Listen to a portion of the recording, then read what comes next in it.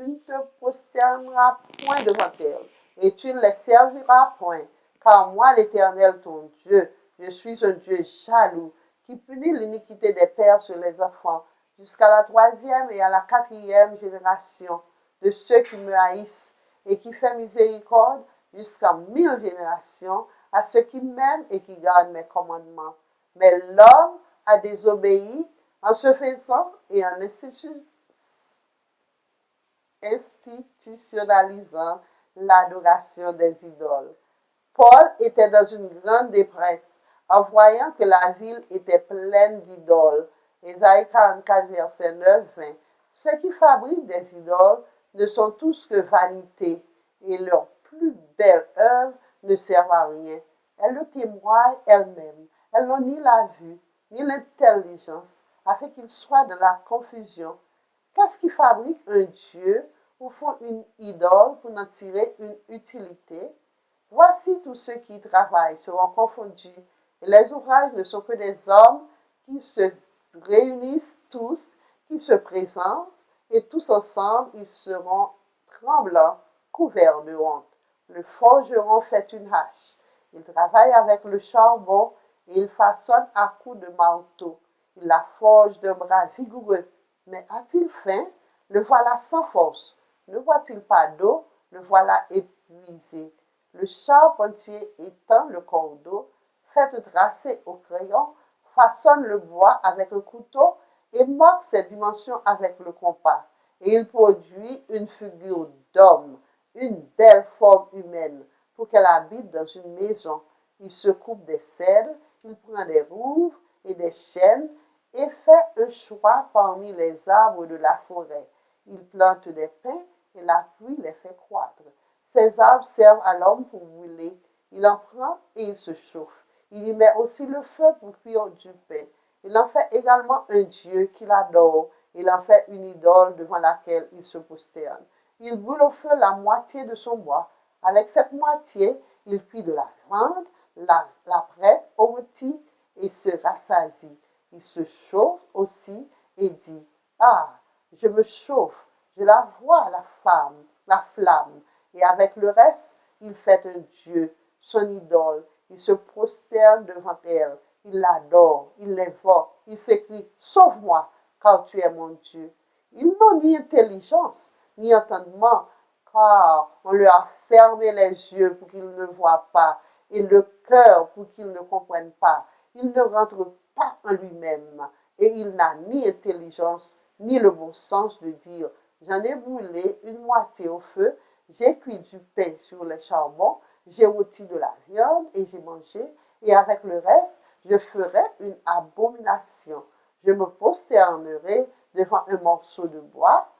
Il se repaît de sang, son cœur abusé l'égard, et il ne sauvera point son âme, et il ne dira point, n'est-ce pas du mensonge que j'ai dans ma main? Acte chapitre 17, verset 16. Comme Paul les attendait à Athènes, il sentait au-dedans de lui son esprit s'irriter à la vue de cette ville pleine d'idoles. Acte 19, verset 24. Un homme, Démétrius, orfèvre, fabriquait en argent des temples de Diane et procurait à ses ouvriers un gain considérable. Il les rassembla avec ceux du même métier et dit, ô homme, vous savez que notre bien-être dépend de cette industrie. Et vous voyez et entendez que non seulement à Éphèse, mais dans presque toute l'Asie, ce Paul a persuadé et détourné une foule de gens en disant que les dieux faits de main d'hommes ne sont pas des dieux. Le danger qui en résulte, ce n'est pas seulement que notre industrie ne tombe en discrédit, c'est encore que le temple de la grande déesse Diane ne soit tenu pour rien et que même la majesté de celle qui est révélée dans toute l'Asie et dans le monde entier ne soit réduite au néant. Somme 96, verset 5. Car tous les dieux des peuples sont des idoles. Ézéchiel 30, verset 13.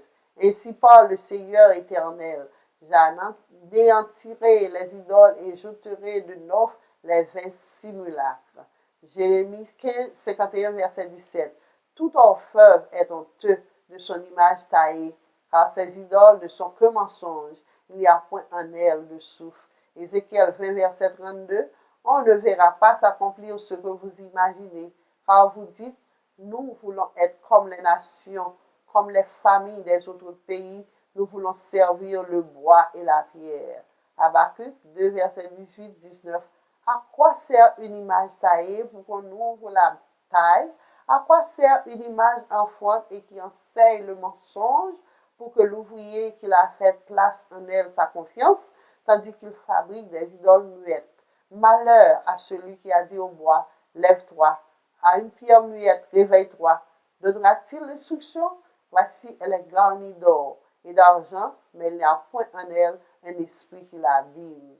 Ésaïe 45, verset 16. Ils sont tous honteux, confus. Ils s'en vont tous avec ignominie, les fabricateurs d'idoles. Ézéchiel 20, 31. En présentant vos offrandes, en faisant passer vos enfants par le feu, vous vous souillez encore aujourd'hui par toutes vos idoles. Ézéchiel 20, verset 39. Et vous, maison d'Israël, ainsi parle le Seigneur l'Éternel, allez servir chacun vos idoles, mais après cela, vous m'écouterez et vous ne profanerez plus mon saint nom par vos offrandes et par vos idoles. Ézéchiel 6, verset 4, 6, 11, 13.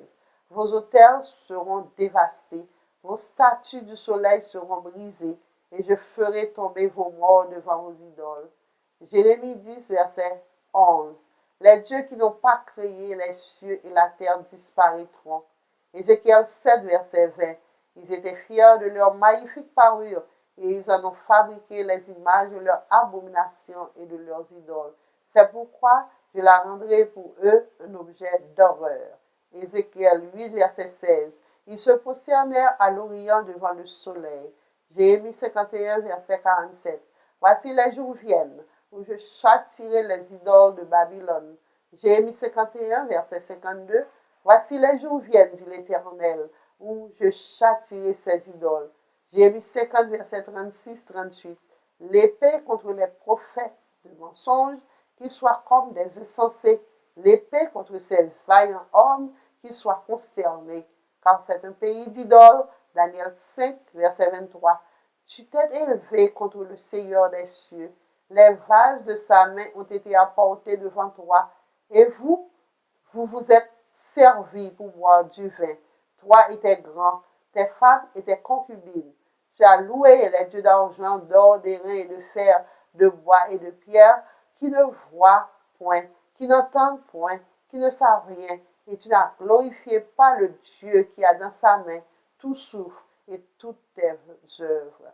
Apocalypse 9, verset 20.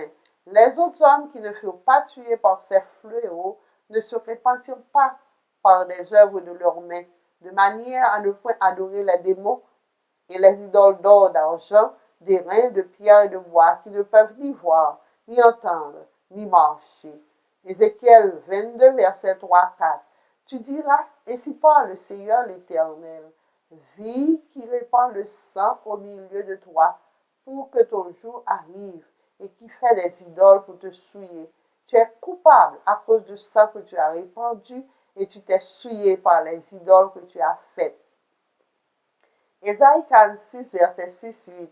Ils versent l'or de leur bourse, se pèsent l'argent à la balance. Ils paient un orfèvre pour qu'il leur fasse un dieu, et ils adorent et se prosternent. Ils portent et ils changent leur sur l'épaule et ils mettent en place, et il reste. Il ne bouge pas de sa place. Puis on crie vers lui, mais il ne répond pas. Il ne sauve pas de la détresse. Souvenez-vous de ces choses et soyez des hommes pécheurs. Rentrez en vous-même. Ézéchiel 27, Ézéchiel 23, versets 7, 30 et 49. Elle s'est souillée avec toutes leurs idoles. Vous porterez les péchés de vos idoles. 1 Corinthiens 10, verset 14. Mais bien-aimés, fuyez l'idolâtrie. Nahum 1, verset 14. Voici ce qu'a ordonné sur toi l'Éternel. Tu n'auras point de descendants qui portent ton nom. J'enlèverai de la maison de ton Dieu les images taillées ou en fonte, et je préparerai ton sépulcre, car tu es trop léger. Le troisième commandement. Exode 20, verset 27. tu ne prendras point le nom de l'Éternel ton Dieu en vain. Car l'Éternel ne laissera point impuni celui qui prendra son nom en vain. Mais l'homme a désobéi constamment en l'utilisant d'une manière triviale et accablante. Les êtres humains utilisent le nom de Dieu pour donner de la crédibilité à leurs mensonges. Matthieu 5, verset 34-37. Mais moi, je vous dis de ne pas jurer, de ne jurer aucunement, ni par le ciel, parce que c'est le trône de Dieu, ni par la terre, parce que c'est son marchepied, ni par Jérusalem, parce que c'est la ville du grand roi. Ne jure pas non plus par ta tête, car tu ne peux rendre blanc ou noir un seul cheveu. Que votre parole soit oui, non, non. Ce qu'on y ajoute vient du malin. Le quatrième commandement dit, Exode 20, verset 8-11, souviens-toi du jour du repos pour le sanctifier. Tu travailleras 6 jours et tu feras tout ton ouvrage. Mais le 7e jour est le jour du repos de l'Éternel ton Dieu. Tu ne feras aucun ouvrage, ni toi, ni ton fils, ni ta fille, ni ton serviteur, ni ta servante, ni ton bétail, ni l'étranger qui est dans tes portes. Car en 6 jours, l'Éternel a fait les cieux, la terre et la mer, et tout ce qui est contenu, et il s'est reposé le 7e jour. C'est pourquoi l'Éternel a béni le jour du repos et l'a sanctifié. Mais l'homme a désobéi quand il a changé et institutionnalisé le changement. Le 7e jour, sabbat ou samedi de l'Écriture, pour mettre le jour du soleil dimanche. Qui a fait le changement? Au commencement du 4e siècle, l'empereur Constantin promulgua un décret qui fit du dimanche un jour de congé public dans tout l'Empire romain. Cette loi de Constantin, en 321 après Jésus-Christ, est la suivante. Il est ordonné que les juges et tous les habitants des villes, marchands et ouvriers, se reposent au jour vénérable du soleil. Cependant, les fermiers qui cultivent les champs en toute liberté peuvent ne pas trouver un autre jour aussi adéquat pour la semence de la graine et pour planter la vigne. C'est pourquoi ils ne doivent pas laisser passer le jour favorable concédé par le ciel. Codex Justinien, Justinanius, LIB 3, title 12.